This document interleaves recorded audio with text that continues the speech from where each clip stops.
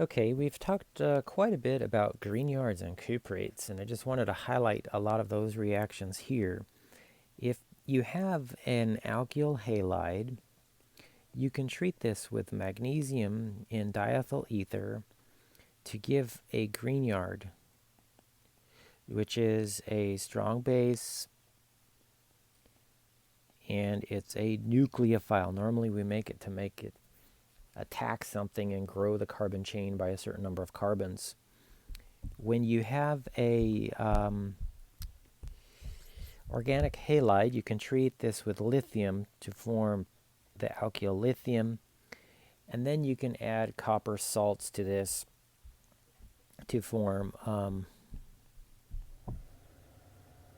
what I call a cuprate. Okay, that doesn't matter what the counter ion is really, and that's a cuprate. Okay, so Grignards are a carbanion based nucleophile. Cuprates are also a carbanion based nucleophile. Now these are very nucleophilic, and these are less nucleophilic, thereby making them more selective.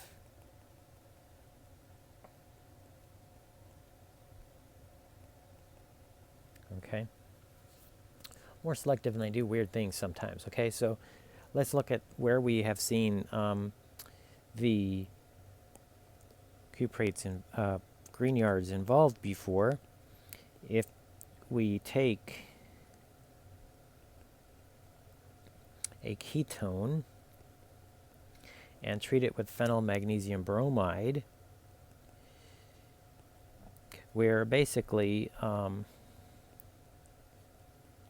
making a new carbon-carbon bond, okay, highlighted there.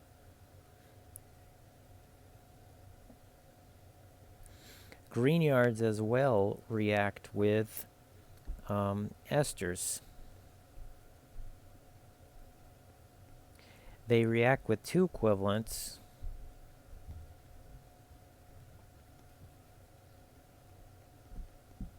quite readily and easily.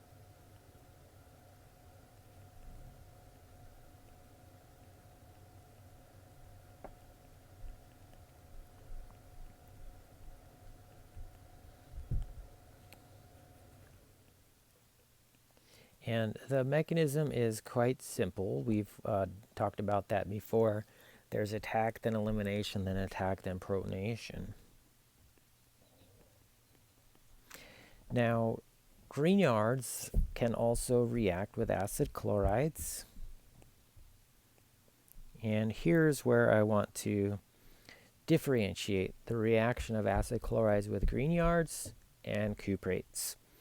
So if I add phenyl magnesium bromide to this, okay, two equivalents, followed by water workup, just like in this previous example with the methyl ester, I get a dye addition product. And I'm making those two new carbon bonds. Now, if I take the acid chloride and I react this with this cuprate,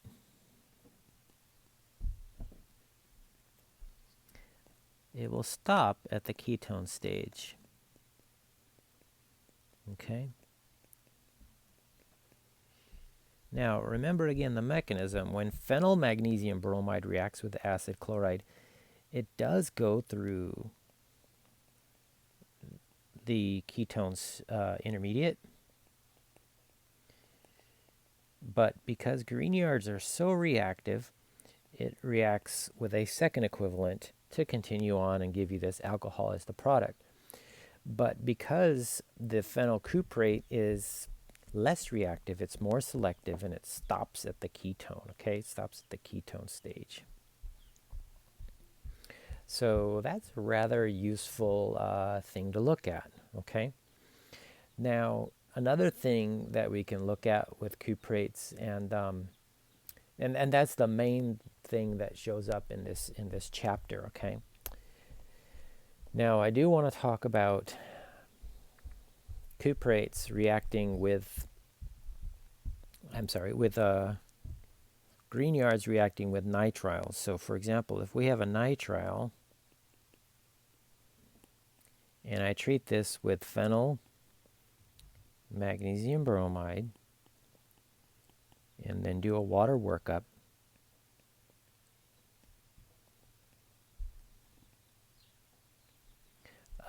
I'll get the ketone as well. Okay, so you can see how there's two different ways to synthesize ketones.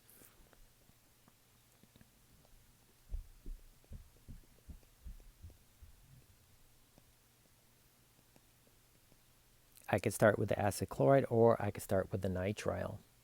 Let me review for you the mechanisms for these. So for the acid chloride, the mechanism, I'm sorry, I just goofed that up. The second way to synthesize this should have been from the cuprate.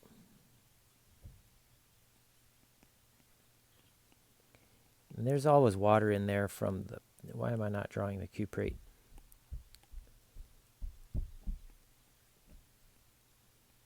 Okay, so there's water work up there always just for, you know, administrative purposes, but it's not going to be shown in the mechanism. So what we have here is the acid chloride, okay, and then if I have my cuprate, this will attack to give me the tetrahedral intermediate.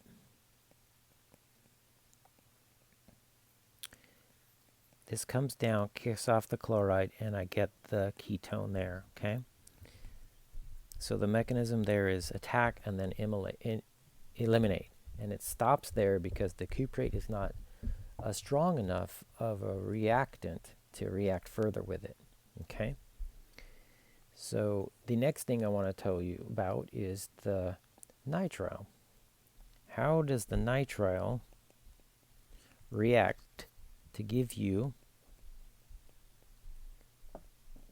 a ketone? So this phenyl carbanion attacks the carbon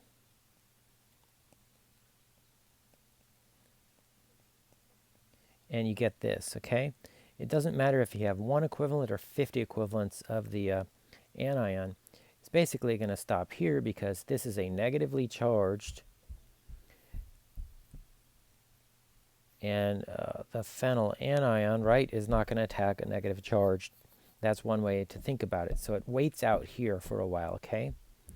And then what you do is you hydrolyze this with a little bit of acid. Usually it's just a mild acid. So what does the mechanism look like? This guy here picks up H+.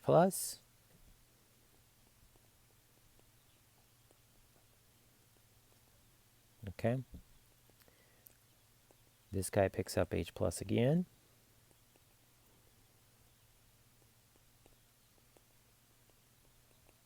And we learned about this when we talked about aldehydes and ketones. This is an iminium ion. Water can then come in.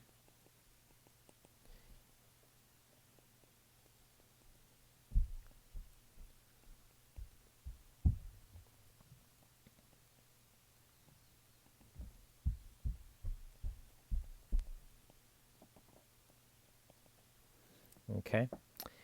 And we have to do a series of proton transfers. So we've got water over here, deprotonating.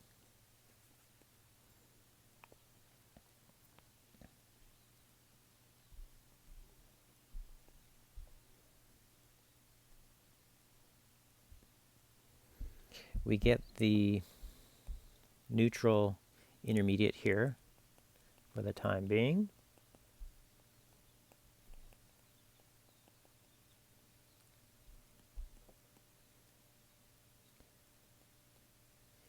Nitrogen as a base picks up a proton,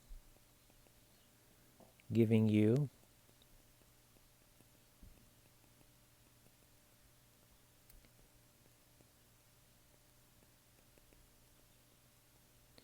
the ammonium, okay? And then the lone pairs on oxygen can assist with the departure of that guy there.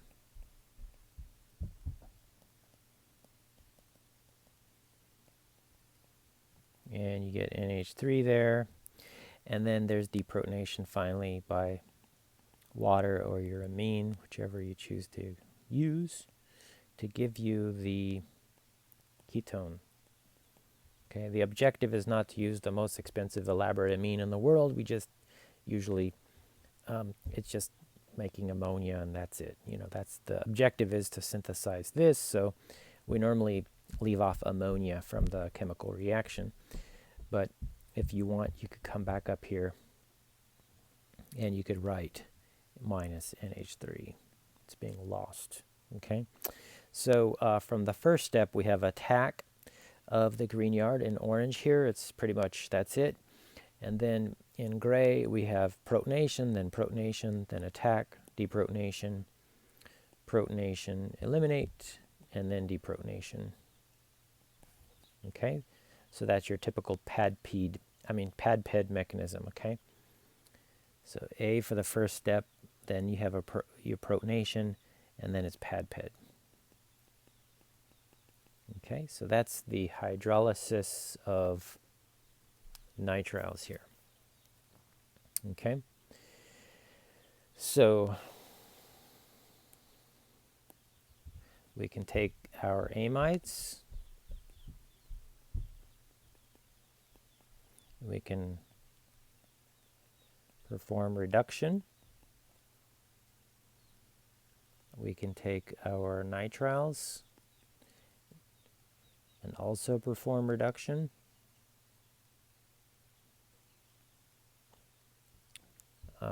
To give us the amines.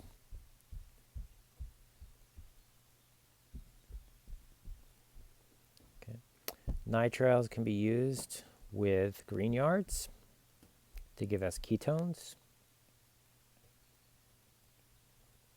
And that ketone is wild. You can use methyl or ethyl or tert-butyl or a phenyl or anything you want there.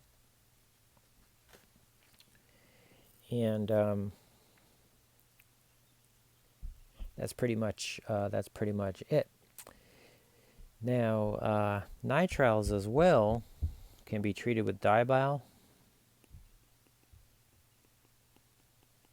and this will give you an aldehyde. Okay, so remember, dibyl has one hydride available to it, whereas lithium aluminum hydride has numerous hydrides from the lithium aluminum hydride. So those are some reactions.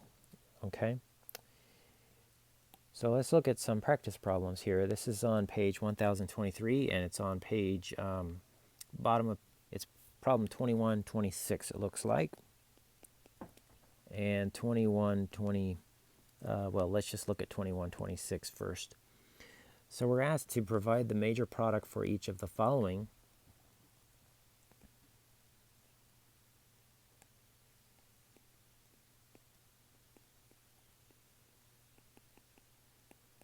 So we have lithium aluminum hydride and water. Okay, and again, all you need to do is take your pencil and erase that carbonyl. Keep the nitrogen and keep all the bonds attached to the nitrogen. And so that would be what we want to do there. Okay. Another chemical reaction is shown. We have an acid chloride, and we're asked to draw the product when we add excess ammonia to this. And what we want to do is replace the nitrogen for the chlorine. Nitrogen normally has 3 bonds to it, so that's what we do there. In part C, we're asked to draw the reaction that results when this amide is treated with H3O plus and heat. And so this is a hydrolysis reaction. we draw the carboxylic acid, and ammonia is lost from this chemical reaction. In problem 21.28,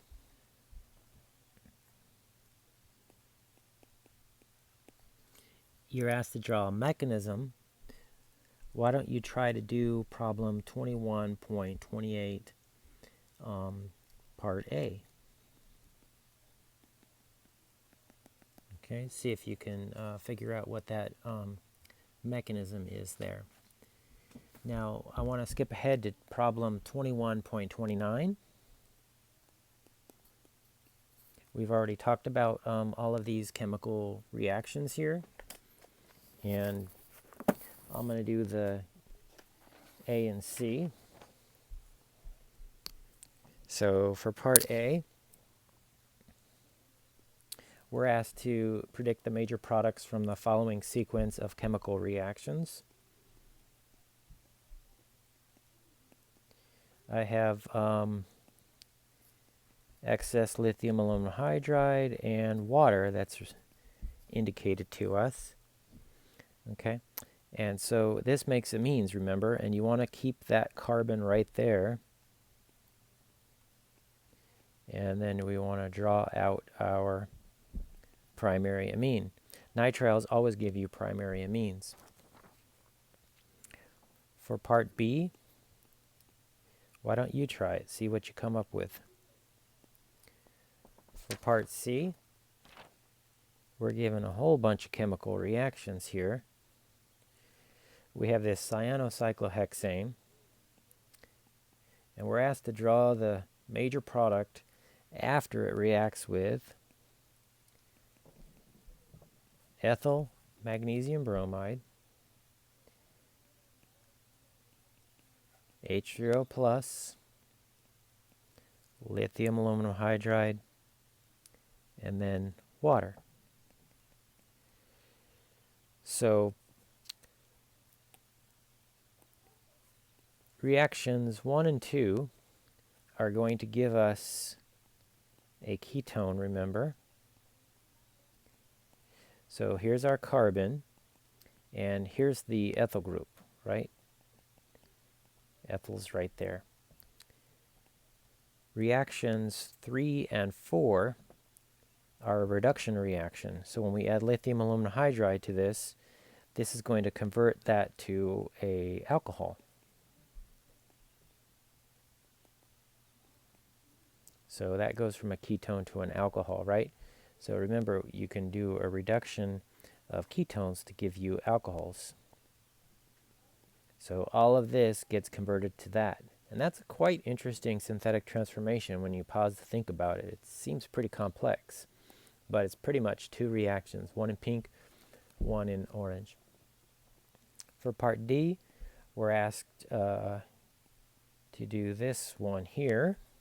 And well, I'll just leave this off here, but why don't you try that one? Okay.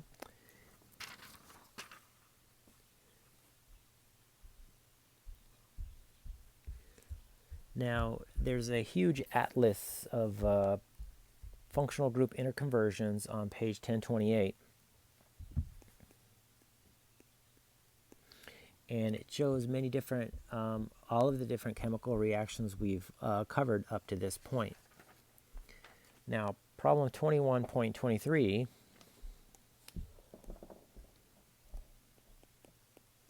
any of these would make great little flashcards. These are 1 or 2 step chemical reactions. And I'll do the left-hand side, which is A, C, E, G, and I. And why don't you try B, D, F, H, and J, okay, for your homework. So let's look at A, and it basically says, identify reagents that will accomplish each of the following transformations. So this is problem 21.32 on page 1029 in my textbook of the Klein Organic Chemistry. And so we got this methyl ester, and we want to convert this to the acid chloride. Now, you should be aware that acid chlorides can only come from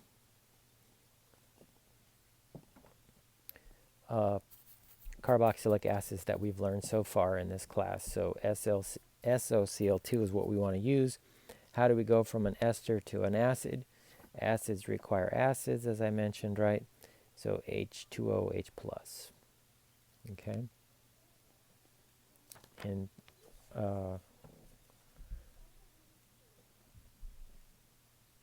letter C now. We're going from an anhydride to an acid chloride. And I just mentioned that acid chlorides can only be formed from acids, or most easily so. So we want to add water to this to get our carboxylic acid, and then add SOCl2 to that to form the acid chloride.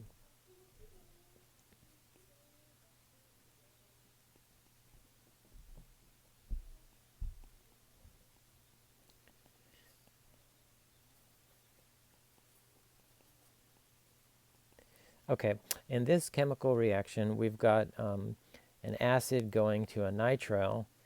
What I would do for this one is I would convert this to the acid chloride. I would add ammonia to this, right? Your two equivalents to give your amide. And then what you would want to do here is you would want to do a dehydration reaction, and we do that with SOCl2. Okay, I haven't talked about this, but you might learn that chemical reaction. So it's a sweet way to convert an amide to a nitrile. Now the reason, just off to the side here, why would you want to do that? Well, if you had an amide that looked like this, and you wanted to convert it to a, say a ketone or something, that you could do this a couple different ways, which is great. I mean, you could blast it down to the acid chloride, use a cuprate. There's many different ways. So this is a great synthesis reaction. One way to do that is through the nitriles. Okay, so show two ways to do this. Okay. All right, our next problem is letter G. We've got an acid chloride here, and we want to somehow make the ethyl ester. And that's just a one-step reaction. Treat that with ethanol.